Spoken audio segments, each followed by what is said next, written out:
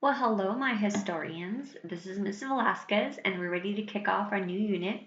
Ready to begin with a flip lecture, which is going to focus on Industrial Revolution begins. So the main idea of this section, we want to kind of focus our attention, is the Industrial Revolution started in England and soon spread out to other countries.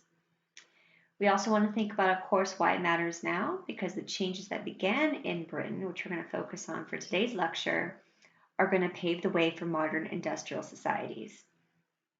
So, in the United States, France, Latin America, political revolutions brought in new governments, right? Our last unit just focused on Enlightenment and Revolution, which is changes in incorporating new ideas, thinking about progress, thinking about liberty, thinking about equality, thinking about freedom, right? All of those Enlightenment ideas infused into different revolutions, whether it's America, Latin America, or the French Revolution.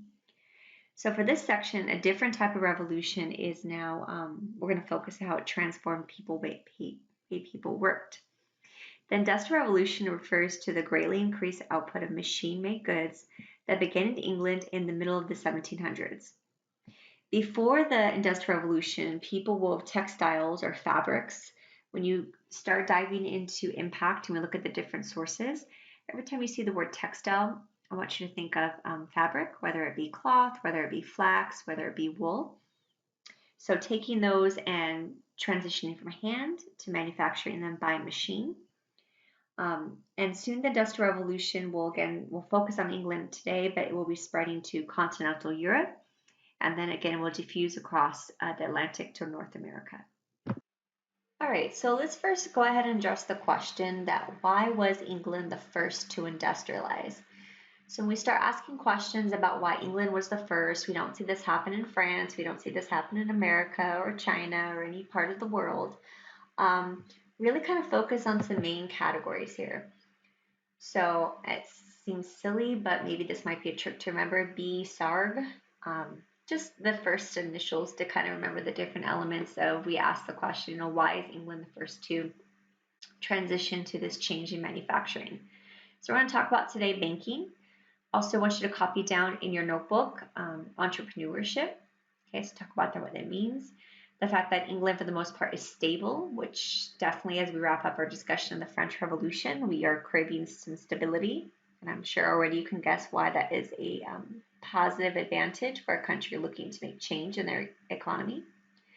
Also, agricultural revolution, a little bit of geography, of course, and then also looking at government. All right, so there's some main ideas that we want to kind of focus on for this lecture. All right, so the first one I want to focus on is banking. So you may not realize, you think to yourself, okay, why is banking at the top of the list for a country to transition to an industrial economy? But it's really important to note that Great Britain or England had an expanding economy to support industrialization. So if we're talking about business people, right, the people that can actually invest, they can build, they can open companies, they can invest in new inventions. Because Britain had a highly developed banking system, it contributed to that industrialization. So people were encouraged by the ability and availability, I should say, to go to the bank, that they could actually get a loan out to invest in these new machines and expand their operations. So when we're talking about, of course, when we get into industrial revolution, we usually refer to industrialization. There's kind of three, we call them factors of production, right? If I want to open a new factory, I need the land, right? I need, some place to open, whether it be the lot or the area just to build the factory. I need the labor, which we'll talk about as well. England has a growing population for different reasons. And the last one is capital. So when you see capital, I want you to think of, again, investment. I want you to think of, maybe cash. So financial capital or human capital, something that's actually going to help you build. So if I want to open a new business, or again, purchase a new machine or invest in a machine, right, I might have a large sum of money to have at my disposal. So the fact that I have the ability to go to a bank and basically say, hey, I have this idea, I would like to invest in this, I would like to open this up. Okay, the bank is going to look, if I'm a good candidate to take a loan, and if I'm in a good place, again, they're going to be able to loan me that large chunk of money that I can use for investment. So that's going to help businesses grow, right? We don't have to save all this time to save that X amount of dollars, right? If you have enough to put as a down payment and you have something for collateral, you're going to be able to take that money out, and that's going to provide you access to be able to purchase those major things. So it really, again, promoted positive business ventures. It promoted, again, people really to encourage them to take the risk because they had access to that financial support in that case. Something else that we want to highlight in England is the fact that it has a stable government. So stable mean nothing too crazy is going on. Reminder, when we look at our different Atlantic revolutions, right, we didn't really talk about it too much, but we definitely flashed back to your 8th grade history. We looked at the American Revolution.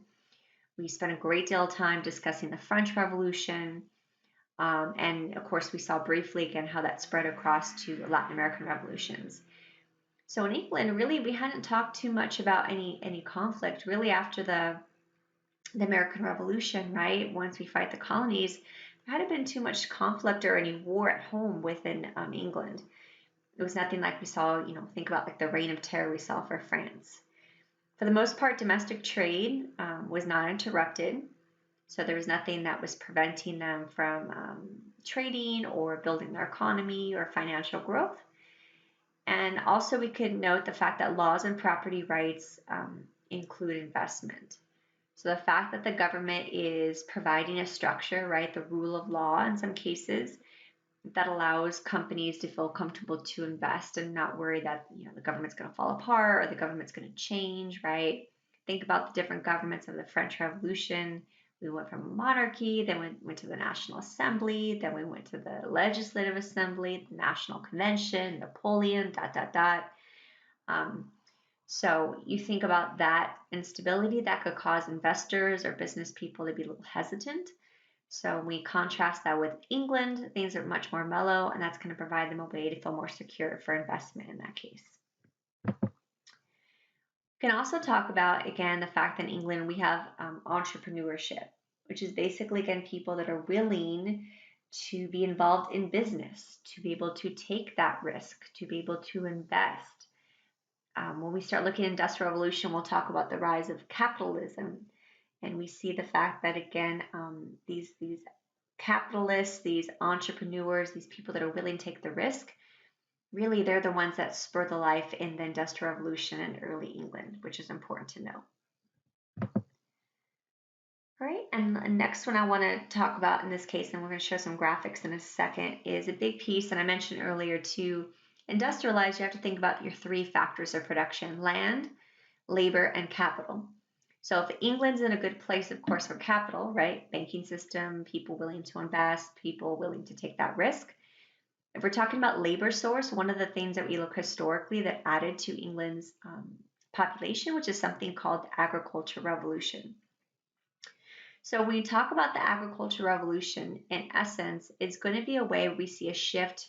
Before we start talking about factories and city life, we see a shift of the changing of how people are farming, how they're organizing the land to farm, and also what technology they're using to farm. So let's take a closer look at that for a second. All right, I'll switch my slides here, just a different visual in this case. So under the Agricultural Revolution, we needed to talk about something called the Enclosure Movement. Now in England, the Enclosure Movement basically limited access to public lands, and it allowed basically people with money, the aristocracy, the gentry, to better organize and keep track of crops, land, and animals. So instead of having just a bunch of tiny, small little farms where basically this little farmer and family was working this little piece, and then over here this little piece, right? And each of those farmers are rented out and basically pay taxes to the landowner. Basically, landowners now are changing things up, and they're enclosing their own territory and denying access to peasant farmers. Right, they're saying it's too much. We're going to change these up, right? This little tiny, one guy here, one guy over here. What we're going to do is we're going to take all those farms and we're going to enclose them into a giant, large field. So several methods of the enclosure proved popular, including growing like hedges, like they would grow like little bushes, or some people put up little stone walls, or of course they built little wooden fences. And the movement began Britain, having the biggest effect on the Midlands. It spread over other European countries later on, but really when we look at the pros, many farmers benefited from the enclosure movement because it actually led to farmers to be more productive with their methods of farming. So small little family farms, right, or little unproductive farms would, with the enclosure movement, they basically go out of business. We see now that they basically gave their land over to, larger, more economically sound farms. So poor farmers that have been making no profit, they're able to work on large farms to support their families. Also, when you think about if you have a larger chunk of land, we see that more people are willing to sort of, think about, well, gee, now we have this large piece of land. How are we going to be more efficient with working it? How can we do this faster? How can we make sure this is more productive? How can we harvest more crops? Right? So it really kind of encourages creativity, a little bit of innovation, which I'll talk about in just a moment. So the cons, obviously you can kind of guess, from the landowner's perspective, right? You're basically shrinking down, more cost effective. You're being more productive with your land. You're making sure that the people that aren't making you money are kind of off the farms. But of course, poor farmers were forced off, able to lose their land. And that's something also we want to sort of connect here is when farmers get kicked off their land, right? The question, okay, what am I going to do now that I don't have a place to farm, a place to live, a place to work? And this is kind of when all things kind of, sun, moon, stars align, because when we see the rise of factories in the cities, we see that there's a demand for labor, and we see that definitely as a pull factor.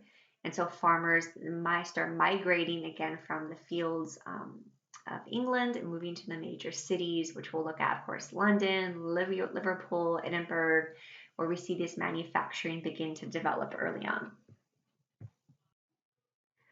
All right, so I just mentioned with the enclosure movement, like I said, we see that farmers, they're trying to invent new technology that's going to help them farm the fields more effectively and, of course, increase the yield. Yield is a term when we talk about agriculture. It's going to basically increase the harvest. So the name of the game, right, is to make sure you plant the seeds, the plants grow, then we can, basically cut down the grain or harvest the vegetables, and that means you have more food. So on the screen right now, one very famous invention that's extremely significant, we have Jethro Tull. He invented a mechanized seed drill around 1701. So the uniform seeding allowed weeding between the rows and the seedlings during growth. So it allowed the fact that the seeds were planted correctly at the correct depth and nice straight rows. So that improves the crop yield. Before this invention, farmers basically carried their seeds in bags and walked through the fields, throwing the seeds into hand-plowed furrows and different roads. So this method did not allow for the even distribution and wasted a good deal of seed, resulting in a lower plant yield.